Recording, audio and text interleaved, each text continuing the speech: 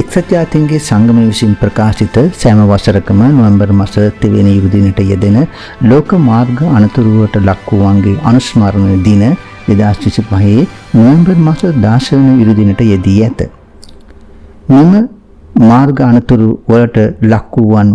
ඔබගේ සහෝදරයා, සහෝදරී, දුව, පුතා, යාළුවා, ඥාතියා, අසල්වැසියා විය හැක. එම අරමුණ පෙරදැරිව ශ්‍රී ලංකා බ්‍රහ්මකුමාරී රාජෝග මධ්‍යස්ථානයෙහි හංවල සහ දේවල මධ්‍යස්ථාන එක්ව සංවිධානය කරන ලද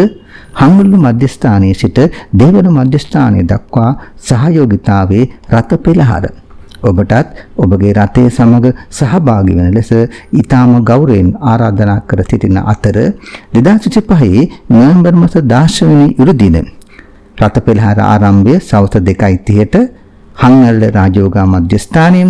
අවසානයේ පස්තුරු 5:30ට නම්බර 55 දේවල පීටර්ස් පටුමගේ රාජෝගා භාවනා මධ්‍යස්ථානය අතරින් මේ පෙරහර දෙහිවලට ළඟා වූ පසුව මාර්ගානතුරු වලට ලක් වූවන්ගේ ජාත්‍යන්තර අනුස්මරණ දිනයේ නිමිත්තෙන් පැවැත්වෙන විශ්ව ශාන්ති ආධ්‍යාත්මික සැඳෑවට ඔබ සැමට කෙරෙන ගෞරවාන්විත ඇරයුමයි.